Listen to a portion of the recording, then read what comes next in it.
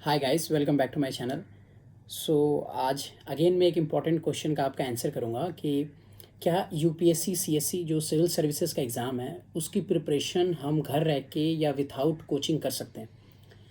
देखो, ये पॉसिबल तो है, ऐसा हम नहीं कह सकते कि ये चीज़ पॉसिबल नहीं है, ये पॉसिबल तो है, बट ये उतना ही ज़्यादा डिफ़िकल्ट है। और अगर मैं आपको ये बात बताऊँ, आप थोड़ी सी कन्फ्यूजिंग अगर आपको लगती है ये बात कि कोचिंग लेना कोई सॉल्यूशन नहीं है। ऐसा हो सकता है कि कोचिंग आपको एक लिमिट तक हेल्प करेगी, बट वो आपका ओवरऑल सॉल्यूशन नहीं है। तो फिर हमारे पास क्या ऑप्शन है? तो बिफोर मैं आपको ये बात बताऊं कि हम कैसे प्रिपरेशन कर सकते हैं सिविल सर्विसेज सीएससी की विदाउट कोचिंग, हम एक चीज़ पे फोकस करते हैं पहले तो कि एग्ज़ाम का पैटर्न क्या है। देखो, समवेयर अराउंड नोटिफिकेशन आपके फैब और मार्च में आ जाती है। फैब और मार्च में नोटिफिकेशन आने के बाद आप फॉर्म फिल करते हो, उसके बाद आपका प्रीलिम्स का एग्जामिनेशन होता है और वो एग्ज़ाम एक दिन में होता है और सेम डे दो पेपर होते हैं, जीएस जनरल स्टडीज़ एंड आपका सी सेट का पेपर होता है सेम डे। आपका जो जीएस का पेपर है वो 200 मार्क्स का होता है और 100 क्वेश्चन कैरी करता है। One question carries 2 marks. Detail में आपको और वीडियोस मिल जाएंगी, अभी मैं आपको सिंपली आपके क्वेश्चन का आंसर करता हूँ। सी सेट में 80 क्वेश्चन होते हैं और ये भी 200 मार्क्स का होता है। ये जो मार्क्स आपके आते हैं ये जस्ट क्वालिफाइंग है, मतलब मेरिट बनेगी फॉर मेंस। जो आपका ओवरऑल रिजल्ट आएगा उसमें ये मेरिट में ये मार्क्स इंक्लूडेड नहीं होंगे। आपने प्रीलिम्स का एग्ज़ाम दिया मई में, जो 2025 का प्रीलिम्स होने वाला है वो होने जा रहा है अब 25 तारीख को, ठीक है। तो आपने एग्जामिनेशन दिया, प्रीलिम्स का दिया, उसके 1-1.5 महीने बाद आपको रिजल्ट आ जाता है। उसके बाद आपको बैठना होता है अपने मेंस के पेपर के लिए। देखो, मेंस का पेपर का सीन ये है कि वो समवेयर अराउंड पहले सितंबर में था, इस बार वो अगस्त में ही है, ठीक है। आपको मेंस में टोटल 9 पेपर्स देने होते हैं और सारे पेपर डिस्क्रिप्टिव है। दैट मीन्स कि आपको आंसर लिखने पड़ेंगे, ऑब्जेक्टिव टाइप नहीं है। अब देखो कौन कौन से पेपर होते हैं, 9 पेपर कौन कौन से हैं। सबसे पहला आपका होगा ऐसे राइटिंग का पेपर। आपको एक ऐसे का पेपर लिखना होगा जिसमें आपको 2 ऐसे लिखने हैं और 125 मार्क्स का एक ऐसे होगा और वो आपको 1200 से 1500 शब्दों के बीच में ऐसे लिखना होगा। ऐसे के लिए भी मैं स्पेसिफिक वीडियो बनाऊंगा, उसके बारे में आपकी ज़्यादा डिटेल्स में, मतलब ये सारे पेपर्स के बारे में स्पेसिफिक वीडियो में बनाऊंगा जिससे आपको ज़्यादा इन्फॉर्मेशन मिल सके, इनके सिलेबस को हम डिस्कस कर सके। अभी हम बस एक बार इंट्रोड्यूस हो जाते हैं चीज़ों से। तो सबसे फर्स्ट आपका पेपर होगा वो ऐसे राइटिंग का पेपर हो गया। सेकंड जो आपका पेपर होगा वो लैंग्वेज का पेपर होगा। एक पेपर होगा इंग्लिश का जो कंपलसरी है और एक लैंग्वेज पेपर आप चूज करेंगे। आप कुछ भी चूज कर सकते हैं, हिंदी या फिर मराठी, जो भी है आप चेक कर लेना। वहाँ पे लगभग जितने भी 22 लैंग्वेजेस हैं सारे ऑप्शन अवेलेबल हैं, तो आप देख लेना कि आप किस में कंफर्टेबल हो और किस में आपको पेपर देना चाहते हो। तो एक ऐसे हो गया, 2 कंपलसरी पेपर हो गए, 3 पेपर हो गए। टोटल मैंने आपको 9 पेपर बताए थे। इसके बाद बच गए आपके 4 जीएस के paper, GS1, GS2, GS3, GS4। जो GS4 है वो आपका एथिक्स का पेपर है, ठीक है। तो देखो, GS1 का आपका सिलेबस मैं आपके साथ डिस्कस करूंगा एक अनदर वीडियो में, वरना वीडियो ज़्यादा लंबी हो जाएगी। GS2 का भी I will do the same. GS3, GS4 ethics है वो मैंने आपको बता दिया।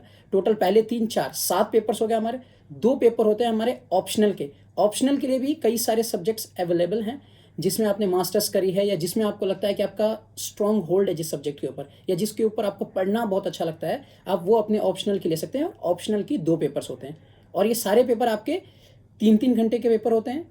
और सिर्फ इसमें जो ऐसे जो सिर्फ लैंग्वेज के पेपर्स हैं वो 300 मार्क्स के होते हैं और उनके मार्क्स इंक्लूड नहीं होते हैं, ओनली ऐसे के मार्क्स इंक्लूड होंगे। और जो रिमेनिंग 4 जीएस के पेपर हैं ये, और आपके 2 ऑप्शनल के पेपर, और ये टोटल मार्क्स हो जाते हैं समवेयर अराउंड नहीं, 1750 मार्क्स का ये पेपर है। उसके बाद अगर आप मेंस क्लियर करते हैं तो इसका रिजल्ट आता है। रिजल्ट आने के बाद you will be called for your interview. Interview आपका 275 मार्क्स का होगा, ठीक है। और जो आपका टोटल मेरिट बनेगा वो 2025 मार्क्स में से आपका मेरिट बनेगा। तो ये हो गया हमारा ओवरऑल सिलेक्शन और रिजल्ट है ये मार्च अप्रैल मई के आसपास आ जाता है। तो ये पूरा 1 साल का प्रोसेस है एग्जामिनेशन कंडक्शन का, ठीक है। आप मई में आपने प्री दिया और मार्च अप्रैल में आपका रिजल्ट आ रहा है, तो लगभग 1 साल आप एग्जाम दोगे। तो आपको मैं एक चीज़ बता दूं कि जो स्टूडेंट ना will come back to our main question. जो मेन क्वेश्चन है कि क्या मैं सेल्फ स्टडी करके यूपीएससी सीएससी सिविल सर्विसेज का एग्जाम क्रैक कर सकता हूं कि नहीं। देखो, आप कर सकते हो। अब क्या क्या बेसिक रिक्वायरमेंट है वो मैं आपको बता देता हूं। सिंपल सी बात है कि आपकी बेसिक अंडरस्टैंडिंग अच्छी होनी चाहिए। दैट मीन्स कि आपको आपके लैंग्वेज के ऊपर एक कमांड अच्छा होना चाहिए, स्पेशली आपके इंग्लिश के ऊपर आपकी कमांड अच्छी होनी चाहिए। सेकंड चीज़, जो एनसीईआरटी है क्लास 6 से लेकर 12 तक की बुक्स हैं, सारी बुक्स नहीं पढ़नी है, कुछ इंपॉर्टेंट बुक्स हैं, वो उसके लिए भी मैं I will make another video कि कौन कौन सी एनसीईआरटी की बुक्स आपको पढ़नी चाहिए। आपने एनसीईआरटीज अच्छे से पढ़ ली, आपको बेसिक अंडरस्टैंडिंग है, आप न्यूज़पेपर पढ़ते हैं तो आर्टिकल्स आपको समझ में आता है, आप उसको कॉम्प्रीहेंड कर पाते हैं, उसकी समरी बता पाते हैं, इतनी अगर आपकी माइंडसेट आपका अंडरस्टूड है तो फिर आप उसके बाद आपको नियमित रूप से 1.5 साल की प्रिपरेशन करनी पड़ेगी। आई एम टेलिंग यू, 1.5 साल की प्रिपरेशन करनी पड़ेगी मिनिमम। अब 1.5 साल की प्रिपरेशन कैसे करने वो आपको मैं बताता हूँ। मैंने ये जूम कर लिया कि आपकी बेसिक अंडरस्टैंडिंग अच्छी है, आप इंग्लिश अच्छे से पढ़ते हैं, समझते हैं, इंग्लिश के ग्रामेटिकली आप वीक नहीं हैं, अगर आप बुक्स पढ़ते हैं तो आपको समझ में आती हैं चीज़ें अच्छे से, आप उसको कॉम्प्रीहेंड कर पाते हैं, ये मैं जूम करके चल रहा हूँ, ठीक है। तो देखो आपने एनसीईआरटीज पढ़ ली, एनसीईआरटीज में कुछ भी नोट्स नहीं बनाना है, कुछ भी लर्न करने की जरूरत नहीं है, कुछ भी करने की जरूरत नहीं, एनसीईआरटी जस्ट रीड करो। एंड अगर आपको ये नहीं समझ में आ रहा है कि मुझे रीड कैसे करना, कैसे पता चलेगा कि मैं अच्छे से पढ़ रहा हूँ, तो जैसे अगर आपने कोई भी एक चैप्टर पढ़ा, लेट्स एज्यूम कि मैंने ज्योग्राफी का कोई चैप्टर पढ़ा, लेट्स से मैंने ज्योग्राफी का रॉक्स चैप्टर पढ़ा, तो जब आप चैप्टर को कंप्लीट कर लेंगे तो आपके पास आपको इतनी अंडरस्टैंडिंग होनी चाहिए कि आपको लगे कि रॉक्स चैप्टर को मैंने अब बुक बंद कर दो और जस्ट रिवाइज योर सेल्फ, ऐसे आइज क्लोज करके आप देखो कि ठीक है मैंने रॉक का डेफिनेशन पढ़ा, वो अर्थ का मटेरियल है, कैसे कैसे किन टाइप्स के रॉक्स अवेलेबल हैं, एग्जाम्पल्स क्या हैं, एक एक के 2-4 एग्जाम्पल्स आपको याद रखने हैं। अगर सिर्फ पढ़ना याद नहीं होता कोई बात नहीं, आप ओवर द टाइम ये चीज़ें आपको आ जाएंगी, समझ में आ जाएंगी। उसके बाद आप देखोगे कि ठीक है रॉक साइकिल क्या होता है, किस तरीके से चीज़ें हैं, फिर आप उसके बाद नेक्स्ट चैप्टर पढ़ोगे कि जियोमॉर्फिक प्रोसेसेस क्या हैं, फिर ठीक है उसके अंदर क्या क्या चीज़ें हैं। तो इस तरीके से अगर आप चीज़ों को समझ पा रहे हो तो ये आपकी बेसिक्स है, अगर इस तरीके से आप कर रहे हो तो that means your NCERT is complete.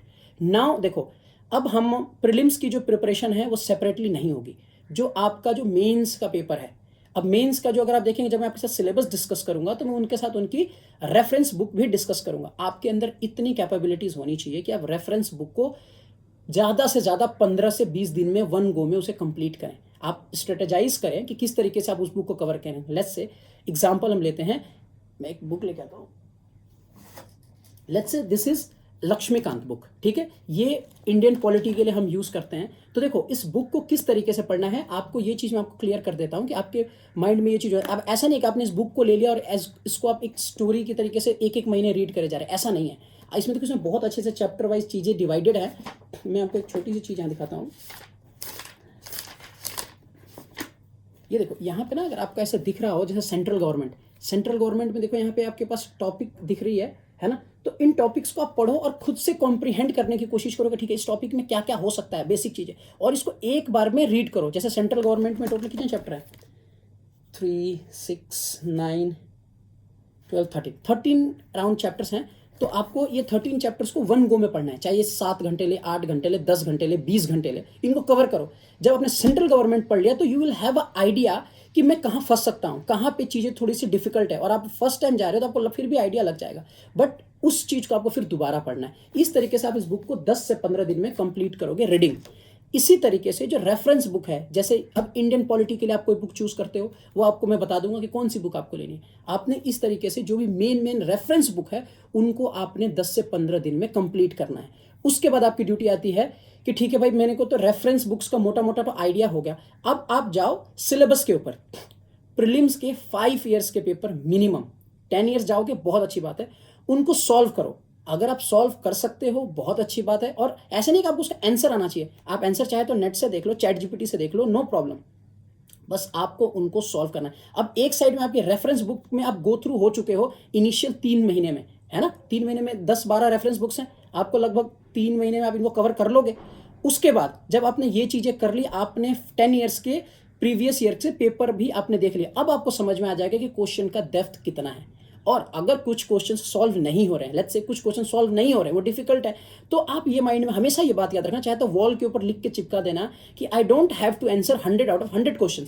आप ये देखो कि क्या 70 to 80 क्वेश्चन जो मेरा रीडिंग रेफरेंस है वहां से मैं पहुंच पा रहा हूं, और इसमें करंट अफेयर अभी हमें ऐड करना है, उसके लिए भी मैं आपसे बात करूंगा, ठीक है। तो आप देखो कि हाँ, और रेफरेंस बुक को याद करने की कोशिश मत करना। जब हम स्टार्ट करते हैं, जो स्टूडेंट्स अर्ली स्टार्ट करते हैं, उनका दिमाग में रहता है कि इंपॉर्टेंट लाइन है, इसको याद करना, नहीं मत करो। आप एग्जाम का पैटर्न देखो, आपको नई चीज़ें याद रह सकती उस टाइम तक, आपको चीज़ों को समझना पड़ेगा, कॉन्सेप्चुलाइज करना पड़ेगा। आप याद करने की कोशिश करोगे ना कि आर्टिकल इंपॉर्टेंट आर्टिकल से, नहीं मत करो, जरूरत नहीं है। आप पूरा एग्जाम का पैटर्न देखो। नेक्स्ट, अब आपने मेंस में आना है, मेंस में आपने सारे बुक्स देख लिए, अब उसके बाद GS1, GS2, GS3, GS4, ऐसे के लिए मैं अलग से आपसे डिस्कस करूंगा कि उसकी प्रिपरेशन कैसे करनी है। देखो GS1, GS2, GS3 के आपके 5 ईयर्स के मिनिमम, उनके पेपर्स को आप सॉल्व करो, उसके पीडीएफ को अपने पास रखो। इससे ना आपको कंसोलिडेट करने में एक हेल्प मिलेगा कि किस तरह कैसे आंसर लिखना है। मेरे चैनल पे मैंने 5 ईयर्स के पेपर सॉल्व किया, वहाँ पे जाकर देख सकते हो। उनके पीडीएफ भी मैं आपको शेयर कर दूंगा, उससे आपका टाइम काफ़ी बचेगा। तो हमने जीएस का देख लिया, चारों जीएस के ऑप्शन देख लिया हमने, एथिक्स देख लिया हमने, GS3 GS2 GS1 देख लिया। लैंग्वेज के पेपर के ऊपर भी सेपरेटली वीडियोस बनाएंगे, तो उसमें भी बहुत ज़्यादा डिफिकल्ट नहीं है। बात आती है फिर आपके ऑप्शनल पेपर की। देखो ऑप्शनल पेपर के लिए आई वुड सजेस्ट कि आप अपने रेफरेंस बुक, आप यूट्यूब पे बहुत सारी वीडियोस मिल जाएगी आपके सब्जेक्ट स्पेसिफिक, क्योंकि मुझे ज्योग्राफी हिस्ट्री का आइडिया है, तो उससे रिलेटेड वीडियोस मैं बना दूंगा। बाकी जो आपके स्पेसिफिक सब्जेक्ट्स हैं आप उनकी वीडियोस देखो, उसके जो भी रीडिंग सोर्सेज हैं, मैं आपको एक चीज़ बता रहा हूँ, नोट्स के ऊपर रिलाई मत करना। Reading sources are the most important thing, क्योंकि आप देखो ना, एक आईएएस ऑफिसर को throughout the life read करना है, थ्रू आउट द लाइफ पढ़ने लिखने वाले काम है। आप नोट्स के ऊपर रिलाई नहीं कर सकते। You need to have the ability and that demand from you कि that I need to read a lot of things. जितनी ज़्यादा आप रीडिंग करोगे उतना बेहतर है। और ये बुक्स ना आपको देखने के लिए इतनी मोटी लग रही हैं, जब आप इसको पढ़ लोगे एक बार आपको तरीके से समझ में आ जाएगी। This books are not going to be burden on you. ये बहुत हेल्पफुल बुक्स है। आपको बहुत ज़्यादा, जब टाइम ज़्यादा बीत जाएगा, जब आप नोट्स के ऊपर ज़्यादा टाइम अपना स्पेंड करोगे और बुक्स को नहीं देखोगे, तब आपको प्रॉब्लम आएगी। बट अगर आपने शुरू में बुक्स कंप्लीट कर दिया, बिलीव मी आपको नोट्स की ज़रूरत नहीं पड़ेगी। बिलीव मी आपको नोट्स की जरूरत नहीं पड़ेगी। अगर नोट्स की जरूरत पड़ती भी है मेंस राइटिंग के लिए, तो वो इजी हो जाएगा टू नोट्स मेकिंग। तो अभी आपको मैंने बता दिया कि रेफरेंस बुक्स करना है और इस तरीके से आपको मेंस की करनी है। ऑप्शनल के लिए मैं आपको यही कह सकता हूं कि ऑप्शनल के लिए अगर आप चाहते हैं कि आपका फर्स्ट या सेकंड अटेम्प्ट आपका पेपर क्लियर हो जाए, तो आप ऑप्शनल के लिए कोचिंग ले सकते हैं, बट नॉट स्ट्रेट अवे। है ना, बच्चे ऐसा सोचते हैं कि ऑप्शनल तो मेरी कोचिंग से हो जाएगी। ऐसा मत करो। आप 5 to 10 ईयर्स उसके पेपर भी सॉल्व करो। उसके रेफरेंस बुक की एक लिस्ट बनाओ कि ये बुक, और वो बुक ले आओ आप। अगर आप सीरियस कैंडिडेट हो, आपको पेपर क्लियर करना है, तो वो बुक्स ले आओ, उसके गो थ्रू हो जाओ। ठीक है, कि इसके 12 चैप्टर्स हैं, इन टॉपिक्स पे बात की गई। आपकी ना अंडरस्टैंडिंग को बढ़ाना बहुत जरूरी है। फिर आप चीज़ों को ना इंटरलिंक कर सकते हो, और बहुत सारी चीज़ें आपस में इंटरलिंक्ड होती हैं। जैसे अगर जिसका ज्योग्राफी है तो उसको पता है कि मेरे जीएस में इन्वायरमेंट की चीज़ों के साथ मेरी बहुत सारी चीज़ें इंटरलिंक होंगी। प्रीलिम्स में मेरा 12 से 14 क्वेश्चन तो मेरे वैसे ही हो जाएंगे, क्योंकि ज्योग्राफी मेरा ऑप्शनल है। आप मेरी बात को कनेक्ट कर पा रहे हैं? ठीक है, तो नेक्स्ट, अब आपको मैंने ऑप्शनल के लिए आपको बता दिया कि क्या करना है। अब देखो एक और चीज़ आपको बताया, मैंने बताया कि आपको 1.5 साल लगेंगे पूरी प्रिपरेशन में। आप ऐसे समझ के चलो कि अगर आप आज से प्रिपरेशन कर शुरू करना चाहते हो, तो आप 1.5 साल काउंट करके चलो कि आपको सिर्फ ये रेफरेंस बुक पढ़ने हैं, अच्छे से रेफरेंस बुक्स पढ़ने हैं, मेंस स्पेसिफिक जो थोड़े नोट्स हैं वो बनाने हैं, एंड करंट अफेयर। देखो करंट अफेयर के लिए ना जो बच्चे इनिशियल शुरू करते हैं तो वो न्यूज़पेपर रीडिंग वगैरह करते हैं। देखो सी, अगर आपको न्यूज़पेपर पढ़ने की हैबिट है, आप न्यूज़पेपर को कंसोलिडेट कर पाते हो, तो आप डेली न्यूज़पेपर पढ़ सकते हो, बहुत अच्छी चीज़ है।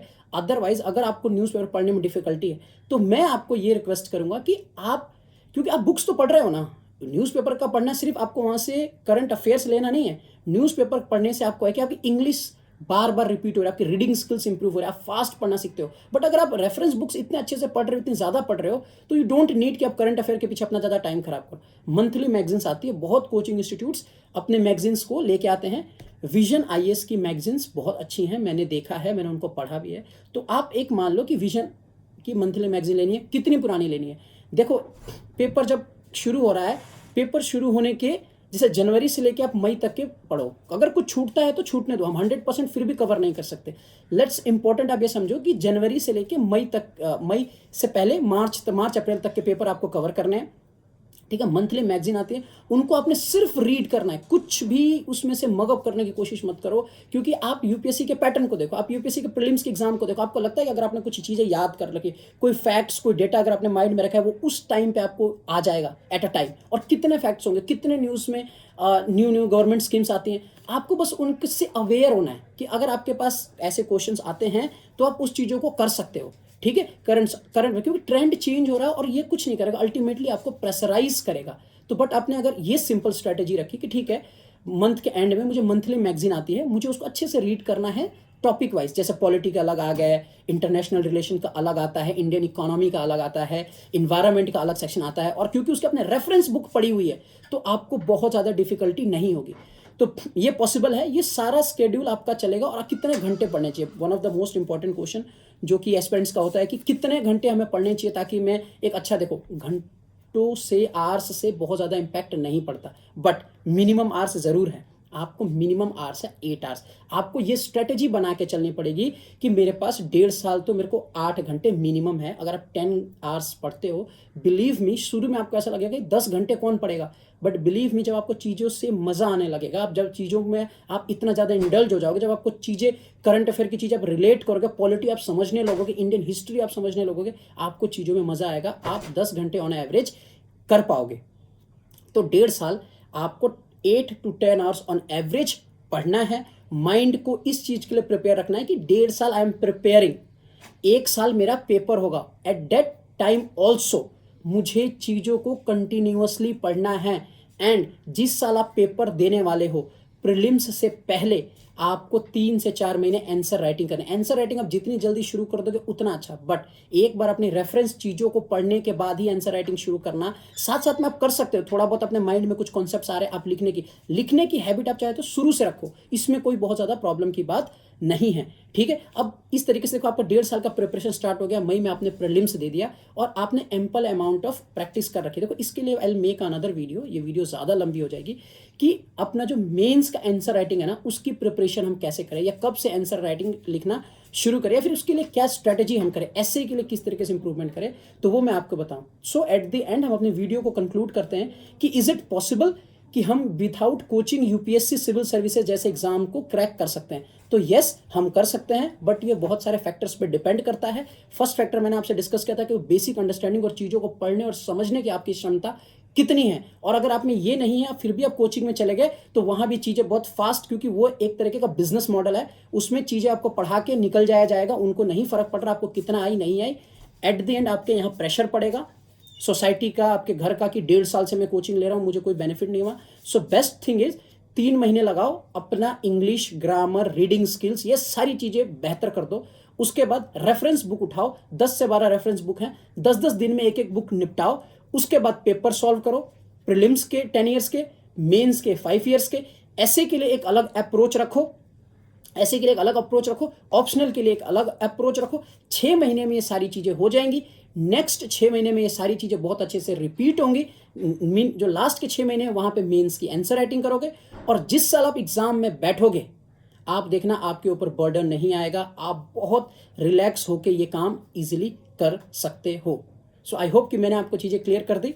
Thank you so much.